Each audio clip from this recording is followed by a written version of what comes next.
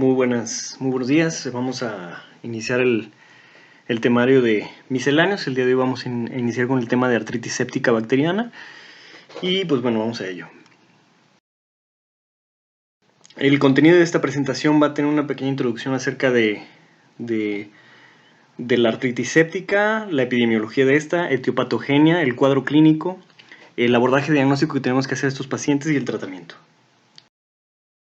Y bueno, pues a manera de introducción, la artritis séptica no es más que una infección de las articulaciones. Por lo general es una infección a nivel de las articulaciones sinoviales y es preferentemente una infección de articulaciones grandes, aunque no es exclusiva de ellas.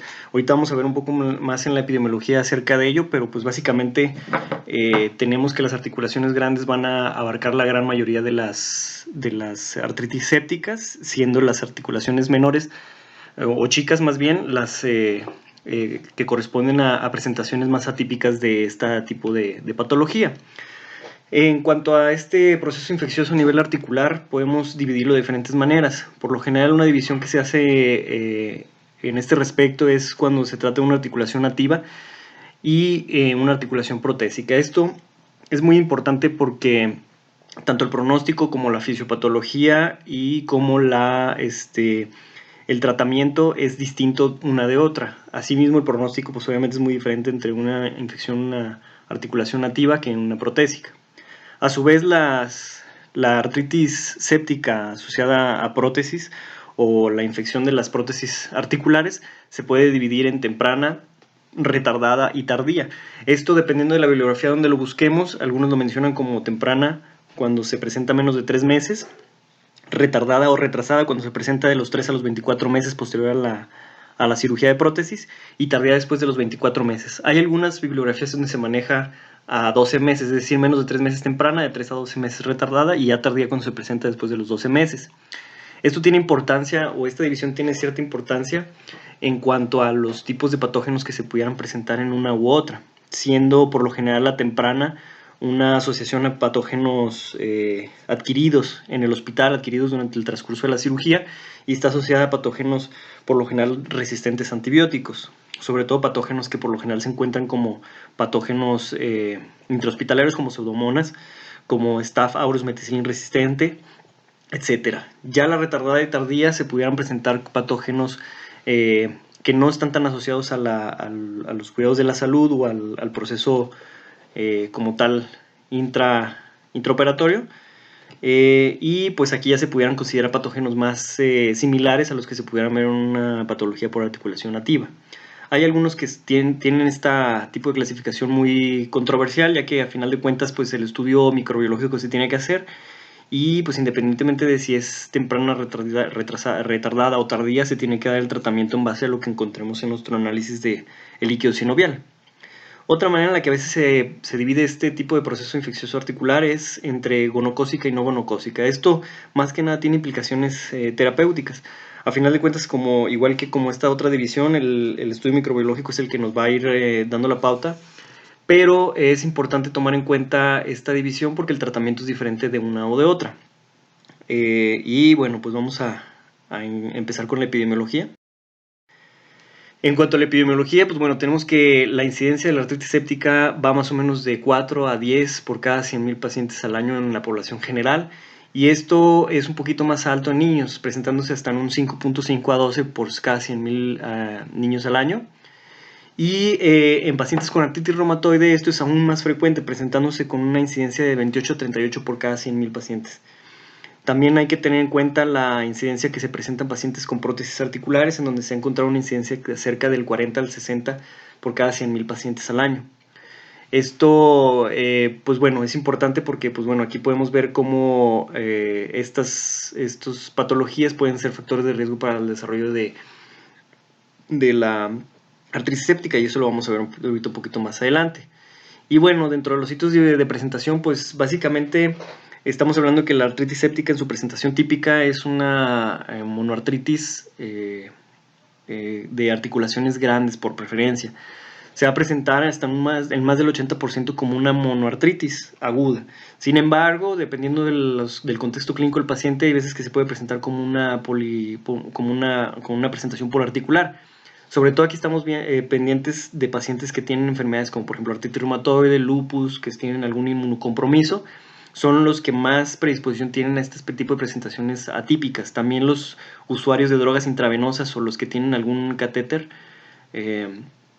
tienen más riesgo de presentar este tipo de presentación poliarticular, en donde también es donde se pueden ver la presentación en articulaciones pequeñas. Esta solo se va a ver en menos del 20% de los pacientes. De todas las artritis sépticas, en general la rodilla es la más afectada de todas y casi corresponde a la mitad o un poco más de la mitad de los casos de artritis séptica, correspondiendo hasta un 55% de los casos. El tobillo correspondería a un 10%, la muñeca al 9%, los hombros al 7%, cadera 5%, codo 5%, la articulación externo-clavicular en un 5%, las sacroiliacas en 2% y el pie en 2%. Aquí también influye mucho algunos factores de la historia clínica de los pacientes que puedan predisponer hacia una u otra presentación en algún otro sitio. Siendo algunas presentaciones atípicas, a veces por mecanismos distintos al habitual. ¿Y cuáles son estos mecanismos? Pues básicamente dentro de la etiopatogenia de la artritis séptica vamos a tener tres vías importantes de inoculación. Una es la vía hematógena, que es la más importante y la principal causa de artritis séptica o la principal vía de infección en la artritis séptica. Esta pues básicamente es un paso o una inoculación de las bacterias, que la bacteria causante, hacia el tejido articular, vía hematógena por alguna bacteremia o por una infección en algún otro sitio. Otra es la inoculación directa. Esto se lleva a cabo sobre todo cuando se hace en algún tipo de procedimiento en rodilla. Esta es rara. Se estima más o menos que en artroscopías esto se presenta en solo un 0.5% de los pacientes, incluso hay algunas bibliografías ya más recientes en donde esto ha bajado incluso más del 0.5%, y en las inyecciones intraarticulares también esto es raro, presentándose en 4 de cada 10.000 inyecciones intraarticulares. Por lo tanto, esta inoculación directa es una presentación rara y es cuando se pueden presentar en algunos otros sitios diferentes a la rodilla, como hombro o algún otro codo o algún otro sitio, ¿verdad? También dentro de la inoculación directa están los traumas, algún trauma directo, algún trauma donde haya penetración de algún cuerpo extraño hacia la articulación puede generar inoculación directa, aunque pues también esto es raro.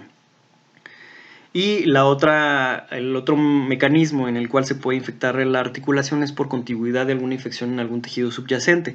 Sobre todo cuando estamos hablando, por ejemplo, de una osteomielitis, puede por contigüidad transmitirse la infección hacia la articulación, o por ejemplo una infección de tejidos blandos que esté sobre la articulación pudiera también comprometer o por contigüidad pasar los microorganismos hacia la articulación. En estos casos es muy importante tener bien la microbiología del sitio original de infección para poder optar por un tratamiento efectivo.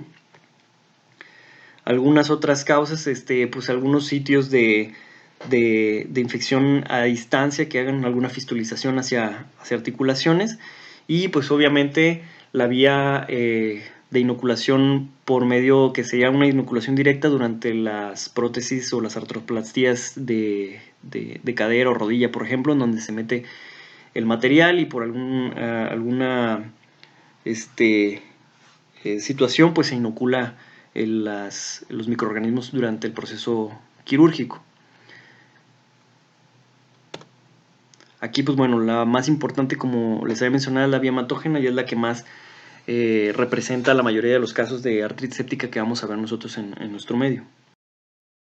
Dentro de los principales factores de riesgo para presentar una artritis séptica está la edad. Se estima que una edad mayor de 80 años es un factor de riesgo para el desarrollo de artritis séptica. También algunas condiciones o comorbilidades como diabetes mellitus, la presencia de prótesis es un factor de riesgo, las cirugías recientes articulares son un factor de riesgo, infecciones de piel y tejidos blandos por contigüidad son un factor de riesgo, artritis séptica previa, inyecciones intraarticulares recientes, algunos estados de inmunocompromiso como ser portador de virus de inmunodeficiencia humana o presentar el síndrome de inmunodeficiencia adquirida, enfermedad hepática avanzada, hemofilia, malignidad, hipogamma globulinemias, deficiencias de complemento, bajo estado socioeconómico también se considera como un factor de riesgo, sobre todo hablando de las infecciones por transmisión sexual en este sentido, sobre todo hablando de la gonocócica. También los usuarios de drogas intravenosas son un factor de riesgo, y aquí podríamos agregar no solo los usuarios de drogas intravenosas, sino también pacientes que tengan algún tipo de dispositivo vascular, los pacientes con enfermedad renal crónica que tengan algún catéter de hemodiálisis, o pacientes que tienen catéteres venosos centrales también son propensos al desarrollo de una artritis séptica. También un factor de riesgo muy importante para el desarrollo de artritis séptica es tener una enfermedad articular inflamatoria, por ejemplo artritis reumatoide, o alguna enfermedad inflamatoria que afecte articulaciones como lupus eritematoso sistémico, enfermedad mixta de tejido conectivo. Todo esto predispone al desarrollo de la artritis séptica. Dentro de los factores de riesgo para la infección por prótesis también tiene sus propios factores de riesgo. Uno es presentar algunas comorbilidades. Dentro de estas pues están las inflamatorias, como artritis reumatoide, lupus, y otras como la diabetes mellitus, alguna comorbilidad de inmunosupresión como infección por VIH. El uso de esteroides o inmunosupresores también es un factor de riesgo. Antecedentes de cirugía o artritis séptica en esa articulación que se va a operar. Una clasificación de ASA mayor de 3 al momento de la cirugía. Cirugías que se prolongan por más de 4 horas también tienden a tener mayor riesgo de poder presentar una infección. Complicaciones posoperatorias, aquí estamos hablando por ejemplo de una hemorragia o dehiscencias de heridas. Todas estas complicaciones posoperatorias son factores de riesgo para el desarrollo. También el biofilm. El biofilm básicamente es una capa o una inoculación de las bacterias en la prótesis o en el material protésico, que van a tener ahí como un sitio de dispersión de las bacterias hacia el resto de la articulación, y que durante la cirugía, previo a la cirugía o durante la cirugía, tenga bacteriemia por Staph aureus. Eso también es un factor de riesgo. Causas, ya entrando un poquito más en la microbiología, pues bueno, vamos a tener que las causas tanto de nativa como protésica son diferentes.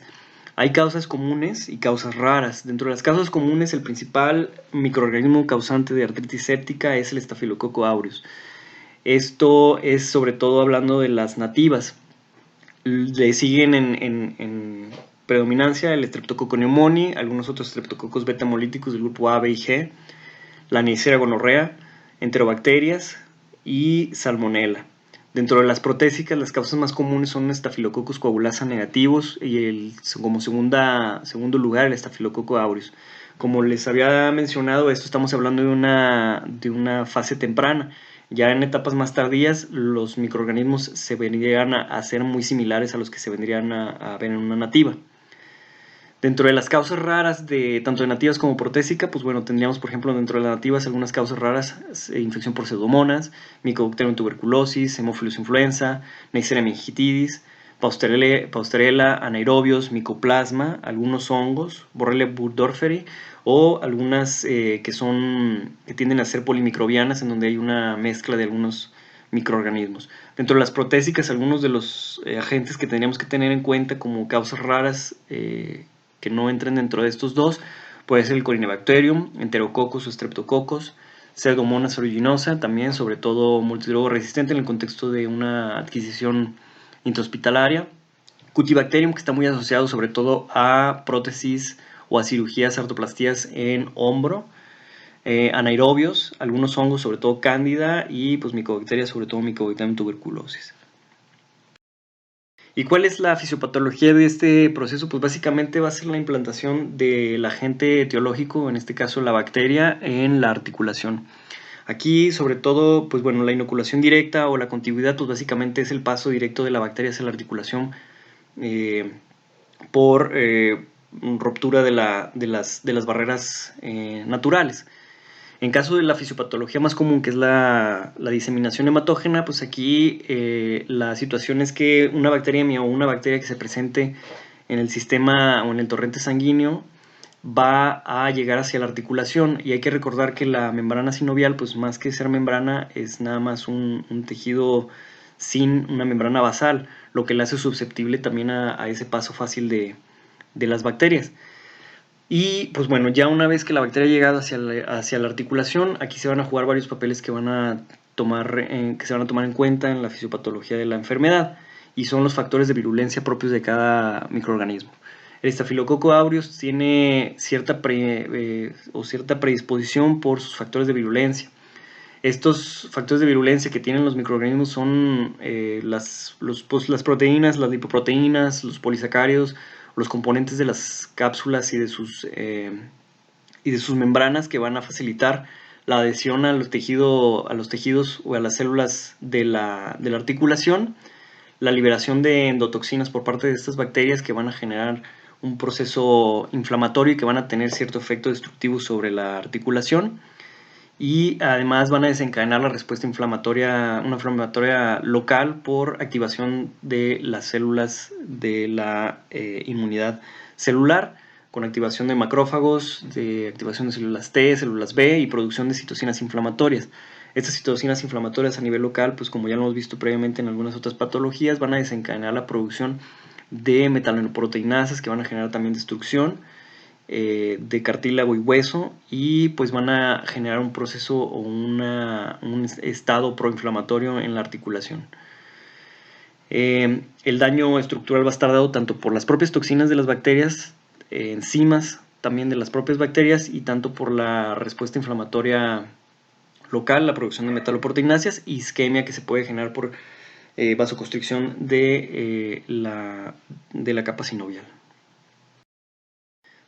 Hablando de dos de las principales bacterias que están involucradas y de las que se tiene un poquito más de información, tenemos por ejemplo algunos de los factores de virulencia del Staph aureus. Esto corresponde, pues en general sería como una visión de cómo se manejarían las bacterias en este ambiente, y básicamente algunos de los factores de virulencia que tiene el Staph aureus son varias moléculas que se conocen como moléculas de adhesión a moléculas de la matriz, que son básicamente, por ejemplo, estas, en donde van a fijarse, por ejemplo, a colágeno, a fibronectina, a la fibrina, al fibrinógeno, perdón. Y todas estas son moléculas de adhesión que van a generar que el Staphylococcus aureus o algunas otras bacterias que también tengan este tipo de factores de virulencia se adhieran a estos factores de la matriz extracelular y queden ahí atrapados en la articulación. Después se vienen otros factores de virulencia, que son por ejemplo la proteína A. Esta es muy importante, ya que tiene su función como un mediador o un bloqueador del sistema de defensa del organismo. Va a generar una protección para la bacteria. Está bloqueando la activación del complemento por bloqueo a la fracción Fc de las inmunoglobulinas, y por lo tanto inhibir la opsonización de las bacterias y favorecer su reproducción en el tejido. Esta también tiene un efecto a nivel de macrófagos, inhibiendo también la respuesta fagocitaria.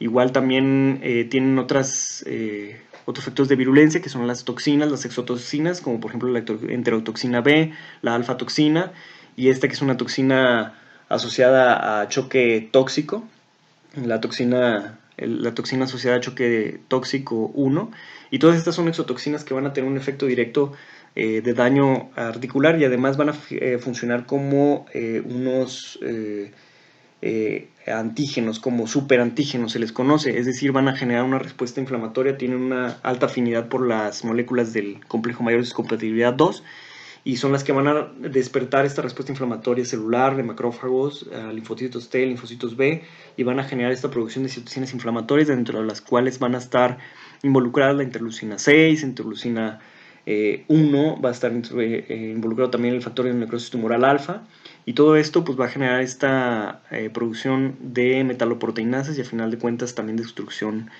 del cartílago y del hueso subcondral. Dentro de los factores de virulencia de la Neisseria gonorrea, pues esta también tiene algunas proteínas, como las proteínas las outer, que son las externas. Estas son proteínas que van a tener una función, sobre todo una proteína que es la proteína IA. Esta va a tener una función sobre todo para inactivar también complementos, sobre todo la fracción C3b del complemento, y va a inhibir por lo tanto esta función del complemento para defender al cuerpo de este microorganismo. A su vez, también esta proteína IA también previene la fusión del fagolisosoma. Una vez que el neutrófilo capta la Neisseria gonorrea, lo que hace es que ésta se mantenga con sobrevivencia dentro de los neutrófilos, dentro de los macrófagos, y pues detiene su destrucción. Esto hace que el Neisseria gonorrea se mantenga más dentro del tejido, que sobreviva y siga generando este proceso inflamatorio. De la misma manera, los pilus tienen una capacidad de adherencia o de adhesión, son básicamente proteínas de adhesión que también le van a favorecer la adhesión hacia los tejidos de la articulación. Y bueno, algunos otros factores de virulencia como las proteasas IgA, que también van a destruir las inmunoglobulinas IgA, y algunas otras como la misma cápsula, que tiene cierta resistencia a la fagocitosis. Y pues básicamente de eso se trata la fisiopatología de la artritis séptica. Estos son los factores asociados a los microorganismos, y obviamente tenemos que también tener en cuenta que hay ciertos factores del hospedero que van a facilitar que estas bacterias tomen a la articulación. Aquí pues estamos hablando de algunas características del hospedero, que serían factores de inmunocompromiso, pacientes que ya tienen alguna deficiencia del complemento, deficiencias, por ejemplo, de gamma globulinas, que tengan, por ejemplo, que estén consumiendo algún inmunosupresor. Pues todo esto va a facilitar que estas bacterias actúen y que sus factores de virulencia tengan mayor preponderancia. También es muy importante las enfermedades inflamatorias como artritis reumatoide.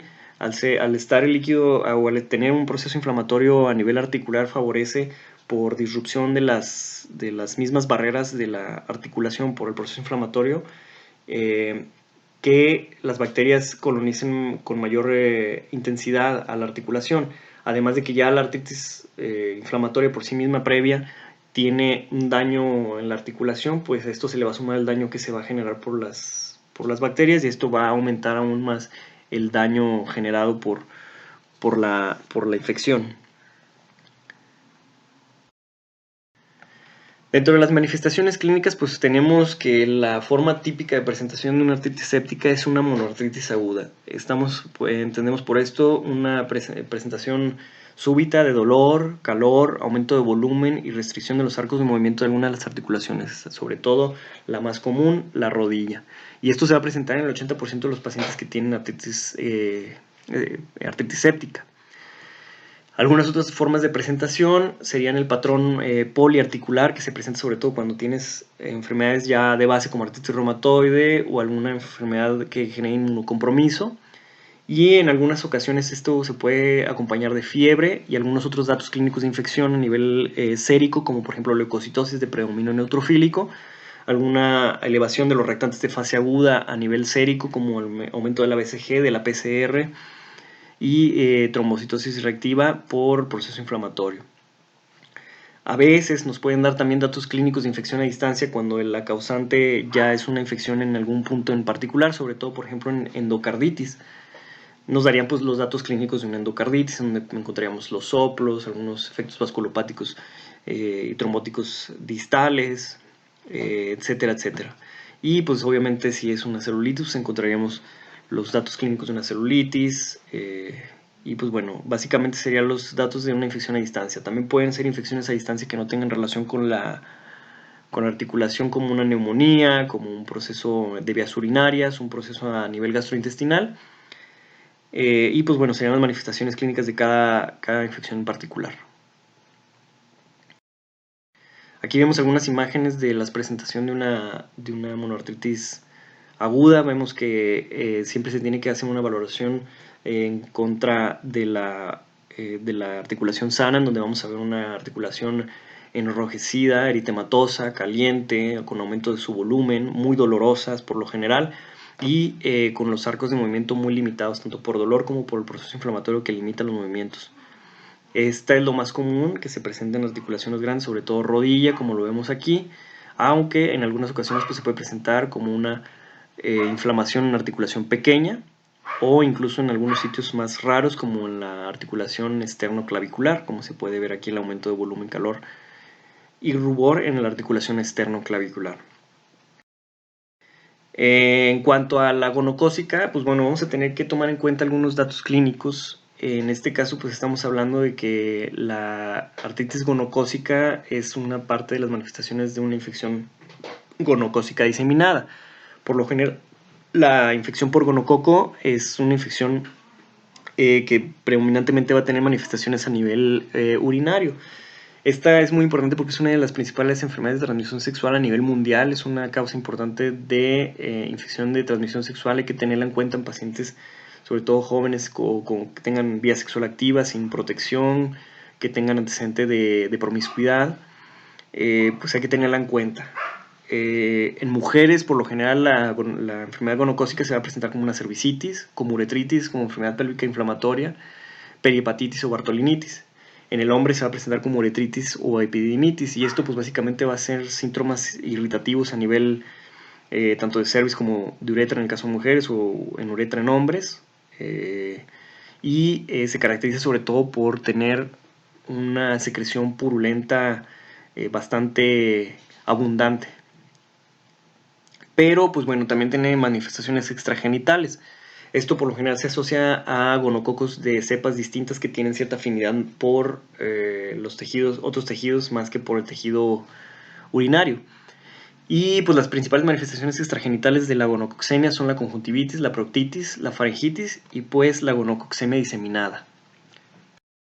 Esta gonococcemia diseminada se va a presentar solo en 0.5 a 3% de los casos de infección por gonococo. Los factores de riesgo para presentar este tipo de diseminación gonocócica son menstruación reciente, embarazo o puerperio inmediato, deficiencias del complemento, lupus eritematoso sistémico, y pues aquí podríamos agregar, por ejemplo, estados como esplenectomía, en donde tiene más riesgo del desarrollo o la adquisición de la Neisseria gonorrea. El espectro clínico de la infección gonocócica diseminada van a ser básicamente dos. Uno es la artritis purulenta, que básicamente va a ser una artritis séptica como tal, una monoartritis aguda, que se va a presentar con todas las características clínicas de la artritis séptica, y que a la punción pues obviamente nos va a dar un líquido purulento. O el otro síndrome, que es un síndrome de una triada, en donde se van a presentar tenosinovitis, una dermatitis caracterizada sobre todo por pápulas o vesículas. En algunos casos estas vesículas van a generar, o más bien van a ser pústulas, van a estar con contenido de pus, y en algunas ocasiones van a generar estas lesiones purpúreas, violáceas o incluso hemorrágicas dentro de las vesículas. Y poliartralgias. Aquí una no es excluyente de la otra. Esto lo digo porque el que tengas una triada de tenosinovitis, dermatitis, poliartralgias no excluye que vayas a tener una artritis purulenta. Simplemente se ha considerado como espectros distintos de la enfermedad, de tal manera que si un paciente tiene una triada de estas, si no se trata de manera adecuada, pudiera desarrollar una artritis purulenta sin ningún problema. Pero también la artritis purulenta no tiene que a fuerzas preceder de una triada de tenosinovitis, dermatitis, poliartralgias. Eso es importante de tenerlo en cuenta. Y bueno, ¿qué vamos a hacer con estos pacientes? El diagnóstico pues básicamente es clínico. Ante la sospecha de o ante el contexto de una monoartritis aguda, pues se tiene que hacer una historia clínica en donde se recaben la información, y pues obviamente aquí tenemos que también hacer hincapié en buscar datos clínicos de algunos diagnósticos diferenciales. Sobre todo uno de los principales diagnósticos diferenciales que tenemos en estos casos son las artropatías por cristales. Es muy importante hacer un buen abordaje de historia clínica para poder tener bien los datos que sugieran ya sea un proceso infeccioso o gotoso. A final de cuentas, independientemente de lo que sea una monoartritis aguda, a menos que haya alguna contraindicación, se debe hacer una artrocentesis y análisis de líquido sinovial para poder hacer un abordaje más adecuado y completo. Siempre es que se sospecha una artritis séptica, se debe de hacer una punción, a menos, como les digo, que haya una contraindicación absoluta. Esta artrocentesis va a funcionar tanto como evacuación como para el análisis de líquido sinovial, y se tiene que hacer el análisis citoquímico, se tiene que mandar a tinciones de Gram y se tiene que hacer cultivos. También podemos apoyarnos en estudios de imagen, como lo veremos más adelante. Dentro de las características del líquido sinovial, pues vamos a tener que el líquido sinovial es un líquido sinovial inflamatorio. Por lo general vamos a encontrar un líquido turbio con pérdida de la viscosidad. Va a estar de una coloración, como podemos ver aquí, de color verdosa, o en algunos casos blanca verdosa, por el contenido de pus. Por lo general los conteos celulares van a ser altos, se considera inflamatoria por arriba de 20.000, pero por lo general las infecciosas tienden a ser una celularidad muchísimo más alta, de 50.000 a 150.000 por lo general, y entre más alta la celularidad, la probabilidad de que sea una artritis séptica es mayor. Y es muy importante que el predominio de las células que se encuentran en el líquido sinovial de estos pacientes es polimorfonucleares. Hay algunos otros marcadores que se pueden tomar en cuenta, sin embargo, la sensibilidad y especificidad de estos factores es baja. Algunos de esos son, por ejemplo, la disminución de glucosa, el aumento de DHL o la presencia de PCR y BCG en líquido. Pudieran orientarnos a que si el proceso pudiera ser séptico, infeccioso, sin embargo, la sensibilidad, como les digo, y especificidad son bajas de estos estudios y por lo general no se toman muy en cuenta, a menos que el conteo celular no nos dé mucha luz. Hay ciertos estudios en donde la procalcitonina ha venido a jugar un papel un poco más importante, predominante para la diferenciación entre un proceso séptico y un proceso inflamatorio no infeccioso.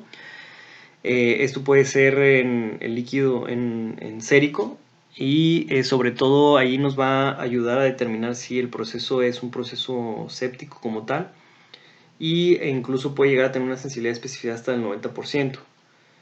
Hay que tomar muy en cuenta que pues no es definitivo la procalcitonina, no hay todavía estudios aleatorizados grandes que puedan justificar su uso como un método diagnóstico definitivo, pero en casos en los que tengamos mucha duda, pudiéramos hacernos y que no tuviéramos otros métodos de diagnóstico, pudiéramos utilizar la procalcitonina como un marcador que nos orientaría hacia un proceso séptico más que un proceso inflamatorio de otra índole. Dentro del resto de los abordajes, pues siempre se debe hacer una tinción de Gram ante la sospecha de una artritis séptica. Aquí pues básicamente lo que se nos va a reportar es si hay bacterias y si estas son Gram positivos, Gram negativos, si son cocos Gram positivos, si son cocos Gram negativos, si son bacilos Gram negativos. Y pues la tinción de Gram va a salir positiva o se va a encontrar positiva hasta en un 50-75% de los casos de pacientes que tengan una infección por Gram positivos, hasta un 50% pacientes con Gram negativos y solo en un 25% pacientes que tengan una infección por gonococo.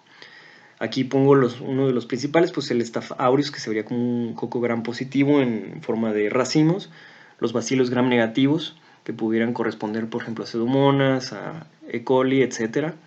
Y pues los cocos Gram negativos, que serían los diplococos, que sería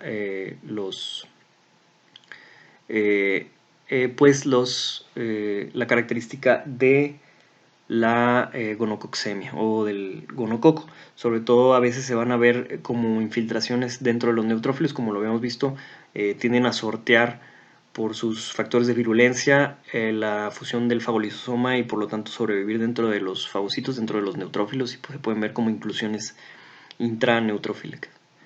Y pues bueno, esto es un punto muy importante para poder hacer una diferenciación inicial y para poder iniciar un tratamiento antibiótico más dirigido.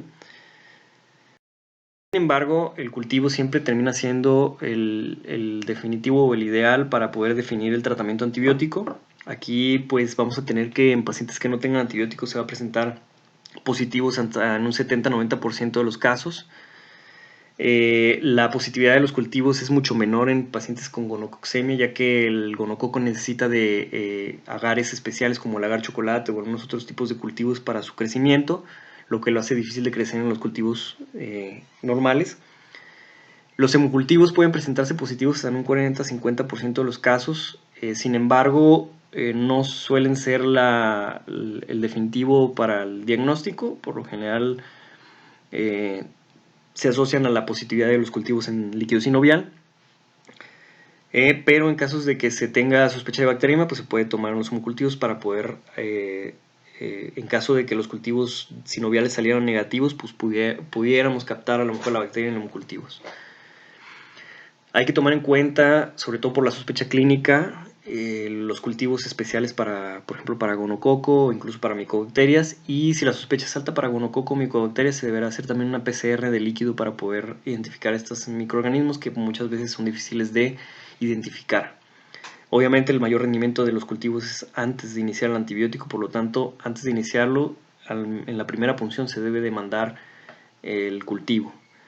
En raras ocasiones llega a requerirse una biopsia sinovial, en las que pues se tendría que ver los microorganismos en citología, pero pues por lo general es raro que se llegue a requerir esto. Por lo general, si se requiere esto es porque es una artritis por un microorganismo atípico o raro, como por ejemplo si fueran micobacterias. Y bueno, en el caso, por ejemplo, de la artritis séptica por prótesis articulares, tenemos algunos criterios diagnósticos. Estos son los criterios diagnósticos del 2018 de la International Consensus Meeting Criteria.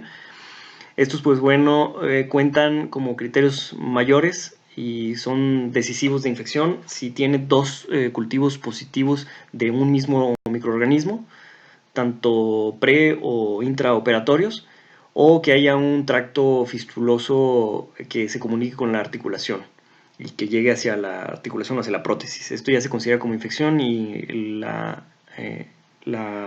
positividad de alguno de estos criterios ya indica un proceso infeccioso a nivel articular o protésico. Hay algunos criterios menores que dan un puntaje en donde se encuentra la elevación de la PCR o del dímero D, elevación de la BSG, esto es en sérico. En sinovia también igual un conteo de leucocitos alto, una alfa-defensina positiva, polimorfonucleares elevados también en líquido sinovial, o PCR elevada en líquido sinovial. Todo esto nos da puntajes, encontrando que 6 puntos o más nos dan una positividad para infección o criterios diagnósticos de infección de prótesis. 2 a 5 es una infección posible, y 0 a 1 lo más probable es que no esté infectado. Si tiene 2 a 5, pues se tiene que hacer se puede hacer por medio del diagnóstico intraoperativo. Se tiene que, si tiene durante la cirugía un resultado histopatológico positivo para infección, purulencia, ya que se demuestre quirúrgicamente o por medio quirúrgico, o un solo cultivo positivo que sea de alguna bacteria. Por ejemplo, si fuera un Staph aureus, que es una bacteria conocida productora de artritis séptica, pues se considera como positivo. Y aquí igual, se considera 6 puntos o más como infección, 4 o 5 inconcluso y menos de 3 como no infectado. Por imagen tenemos algunos apoyos. Por lo general, el diagnóstico se hace por medio de clínica y los cultivos y las tinciones. Las radiografías por lo general no son conclusivas de diagnóstico, pero nos ayudan a ver sobre todo la extensión de la enfermedad, y por ejemplo en el caso del ultrasonido nos ayudan a veces delimitar la punción o ayudarnos para las técnicas de artrocentesis. En el caso de las radiografías, lo ideal es tener una radiografía basal para ver cómo está la articulación pre-tratamiento y durante el tratamiento, para ver si hay algún cambio durante el tratamiento que requiera de una intensificación del manejo. Lo normal es que en fases tempranas de la enfermedad no encontremos datos clínicos o datos radiológicos de patología. Por lo general la radiografía debe estar normal, o si acaso algunos cambios inflamatorios inespecíficos, como aumento del volumen de los tejidos blandos circundantes a la articulación, y algunos cambios de la densidad ósea yuxtaarticular. Ya en etapas más tardías o más avanzadas, sobre todo cuando el tratamiento no ha sido adecuado, vamos a encontrar ya un proceso destructivo importante. Vamos a encontrar erosiones centrales y marginales, vamos a encontrar destrucción del hueso subcondral, osteomelitis incluso podemos llegar a tener. Va a haber en algunos casos ya severos en donde la destrucción del cartílago articular es tan importante que va a haber disminución de los espacios, e incluso en algunos casos hasta anquilosis. Aquí vemos, por ejemplo, una imagen de radiografía donde vamos a tener, donde vemos una disminución del espacio articular, vemos una articulación bastante destruida con muchas erosiones tanto marginales como centrales. Vemos una articulación bastante destruida con mucha disminución también de la densidad ósea yuxtaarticular.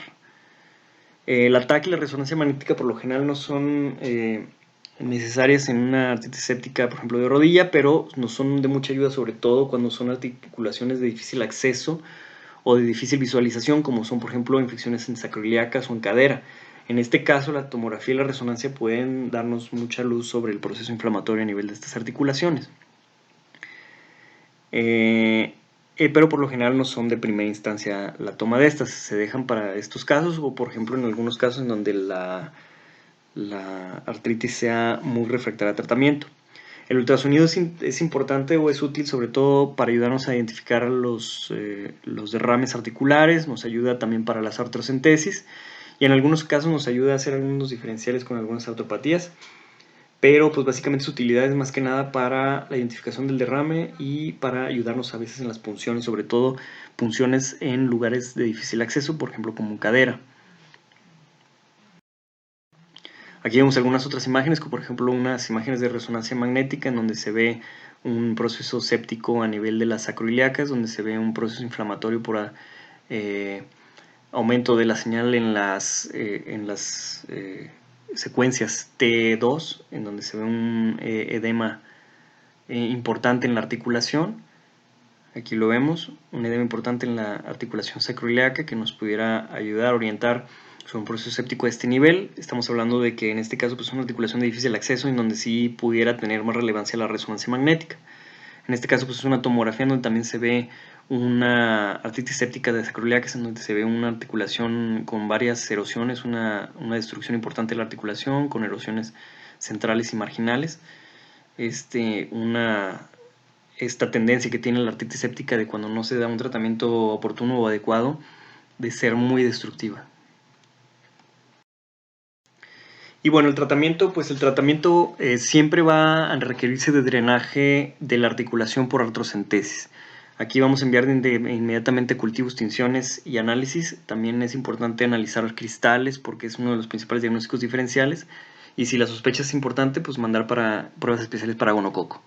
El drenaje articular se puede hacer de manera seriada, ya sea por artrocentesis o por artroscopía. Y en algunas ocasiones se puede utilizar irrigaciones de solución salina para poder lavar la articulación. Se puede hacer tanto por artrocentesis como por artroscopía. En la artroscopía se prefiere sobre todo en articulaciones de difícil acceso para la artrocentesis y pues en algunos casos incluso se llega a requerir de drenaje quirúrgico. Esto se deja para casos en los que haya prótesis o cuerpos extraños, por ejemplo un trauma penetrante en donde hay un cuerpo extraño en la articulación, se tiene que hacer un abordaje quirúrgico sí o sí. También si por artroscopía o por artrocentesis no se ha logrado, por dificultad de la técnica no se ha logrado drenar, se tiene que hacer un drenaje quirúrgico. O si a pesar de las aspiraciones que se hagan por artrocentesis o artroscopía, no se logra drenar por completo la articulación o sigue siendo refractaria al manejo, se debe de optar por un drenaje quirúrgico. Aquí pues lo más importante para guiar el diagnóstico es de primera instancia lo que vamos a tener más rápido sería las tinciones. Tinción de Gram en donde nos va a mostrar dos caminos, uno que sería una tinción sin microorganismos o una con microorganismos. Si tuviéramos una tinción de Gram en donde no obtuviéramos microorganismos, lo primero es definir si el líquido es francamente purulento y la sospecha clínica es alta de una infección, se debería iniciar un tratamiento empírico y pues aquí se debería hacer un tratamiento empírico a base de los factores de riesgo. En este caso, si los factores de riesgo o la clínica nos hace sospechar de una gonococcemia, pues el tratamiento empírico irá dirigido hacia una artritis purulenta por gonococcemia diseminada. Si el paciente es usuario de drogas intravenosas o etcétera, nos irá dando la pauta para tomar el tratamiento empírico antibiótico. Si no, pues se optará por un tratamiento dirigido contra la principal bacteria causante, que es Staphylococcus aureus. Entonces, aquí el tratamiento sería dirigido a vancomicina. Si el líquido no es francamente purulento, se deberá tomar en cuenta diagnósticos diferenciales, sobre todo cristales, hacer un análisis minucioso de cristales para ver si no este es el diagnóstico diferencial. Y si aún así la sospecha es muy alta de que sea séptica, pues se deberá hacer una cobertura antibiótica empírica amplia con cobertura tanto para gram negativos como para gram positivos. Y se debe dar seguimiento para los cultivos para ver si se llega a crecer algo que nos ayude a dirigir el tratamiento. En caso de que la tinción de Gram sí observe microorganismos, pues aquí veríamos tres posibilidades. Uno, que nos muestre cocos gram positivos, en donde la causa más probable sería Staphylococcus aureus. Algunos otros podrían ser estreptococos, pero Básicamente el principal sería Staph aureus, así que aquí la cobertura empírica sería sobre todo con vancomicina. Si nosotros encontrábamos en la tinción de bacilos gram negativos, aquí nos iríamos más por una cefalosporina de tercera generación o por una doble cobertura en caso de que sospechemos altamente de pseudomonas. Y si nos encontrábamos diplococos gram negativos, aquí la sospecha pues, sería la de Neisseria gonorrea y pues el tratamiento empírico sería directamente hacia la gonococcemia. El tratamiento se va a modificar en base a los resultados de cultivo y a la sensibilidad que se nos emita en los antibiogramas, y por lo general el tratamiento de una artritis séptica es prolongado. Se debe dar un tratamiento intravenoso por al menos 14 días, seguido de un tratamiento que puede ser vía oral en caso de que la mejoría sea adecuada, por otros 7 a 14 días. Si el paciente tiene datos de bacteriemia o si tiene datos de toxicidad sistémica, el tratamiento deberá ser intravenoso por 4 semanas. Obviamente, si el paciente tiene algún otro proceso infeccioso, pues se deberá dar tratamiento al proceso infeccioso que está causando el problema también. En caso, por ejemplo, de una endocarditis, pues la duración del tratamiento será dirigido hacia el tratamiento de la endocarditis. En algunos casos en donde los cultivos salen para un microorganismo sensible, que podamos optar por un tratamiento bioral de manera más oportuna, pues podemos dar un ciclo más corto de tratamiento intravenoso, a lo mejor por unos 7 días, y entonces ya optar por un tratamiento bioral por otros 7 a 14 días. Y pues bueno, los regímenes de tratamientos antibióticos para artritis séptica tenemos para Staph aureus. Si tenemos el tratamiento inicial intravenoso, va a ser, si es meticilin sensible, podemos optar por cefazolina, nafcicilina o oxacilina. Acá tenemos las dosis. Una vez que se pueda optar por un tratamiento oral para un meticilin sensible, pues aquí está la dicloxacilina, cefalexina o clindamicina. En caso de que sea meticilin resistente, el de primera instancia es vancomicina. Aquí están las dosis, una carga con unas dosis de mantenimiento de 15 a 20 miligramos cada 8 o 12 horas, dependiendo de la severidad de la enfermedad. Y algunas otras opciones, es por ejemplo la daptomicina, que esta también es intravenosa, o la clindamicina, o el linezolid, que es oral, pero es un buen tratamiento también en caso de que no se pueda la vancomicina de manera intrahospitalaria. Y si ya completamos con 14 días de tratamiento intravenoso con los de primera línea, se puede optar por un régimen oral en casa, ya sea que se vaya con el linezolid a casa vía oral para completar otros 7 a 14 días, o que se complemente con algunos antibióticos que tienen cierta cobertura para Staph aureus meticilin resistente, como Clinda, Trimethoprim o rifampicina. Estos se deben de dar sobre todo en conjunto con ciprofloxacino o ácido fusídico, que también tienen efectos sobre Staph aureus meticilin resistente. Esta terapia deberá continuarse por 7 a 14 días más. Si el paciente no tiene mejoría, pues se tendrá que continuar el tratamiento o prolongar el tratamiento a más días. Es muy importante aquí también tener en cuenta que si el paciente desarrolla osteomielitis, pues el tratamiento se va a alargar mucho más, a veces hasta 6 semanas o incluso más. En caso de gram negativos, la ceftriaxona, cefotaxima, ceftazidime, cefepime son buenas opciones como medicamentos intravenosos. Si la sospecha es de pseudomonas, se deberá utilizar la ceftazidime o cefepime, que son las cefalosporinas que tienen acción antipseudomónica, más una segunda cobertura antipseudomónica que podría ser un ciprofloxacino o un aminoglucósido como gentamicina. En caso de gonococcemia, el tratamiento es a base de ceftriaxona y acitromicina. Ceftriaxona 1 gramo IV cada 24 horas y acitromicina, que por lo general se puede dar en una sola dosis. Si el caso es de streptococos, pues entonces se podría optar por penicilina o cefazolina, ya sea intravenosa fraccionada o intravenosa en infusión continua.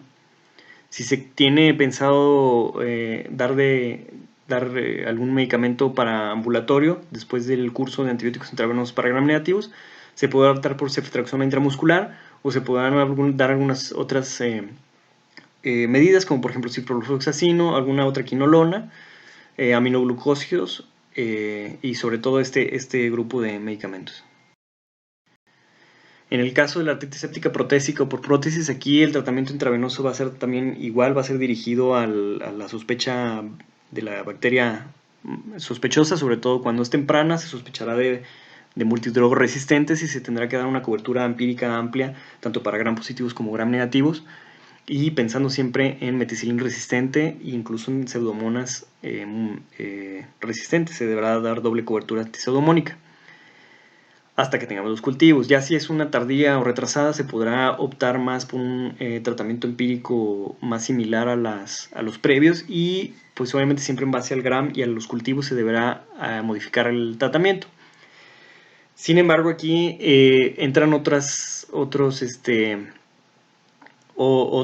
ámbitos de tratamiento, en donde incluye el debridamiento y retención de la prótesis en caso de que el proceso infeccioso esté bien controlado. Se puede hacer nada más un debridamiento del tejido infeccioso y se puede retener la prótesis.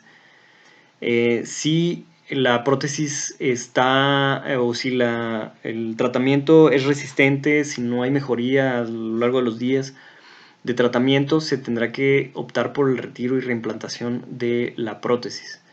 Si el paciente tiene un mal pronóstico, sobre todo un mal pronóstico funcional, y tiene alto riesgo de mortalidad, pues el retiro permanente de la prótesis tendrá que hacerse.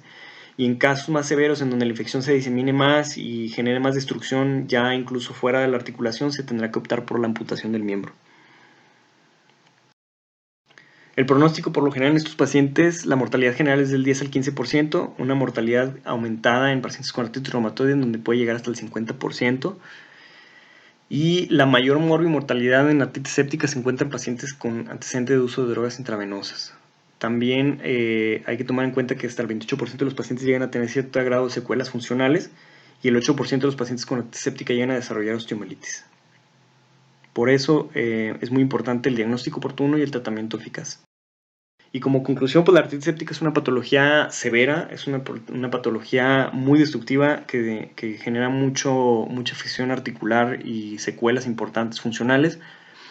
Es muy importante hacer el diagnóstico oportuno, tener la sospecha clínica oportuna y tratar de manera empírica, de manera oportuna, para evitar las consecuencias graves, tanto desde el punto de vista funcional de la articulación como los riesgos que puede correr a la vida del paciente, ya que esta enfermedad puede llegar incluso a matar al paciente, sobre todo cuando tiene algún problema de comorbilidad. El estudio primordial en estos pacientes siempre es la retrosíntesis con el estudio o análisis de líquido sinovial, y es muy importante los análisis microbiológicos, tanto de tinciones como de cultivos, para poder hacer el tratamiento dirigido más eficaz. Y por lo general esta es una patología en donde el tratamiento es prolongado y que debe ir sellando el tratamiento en base a lo que nos vaya dictando la microbiología, y siempre que se tenga la sospecha alta, pues lo mejor es dar una cobertura amplia para evitar las secuelas que pudiera generarse por esta enfermedad.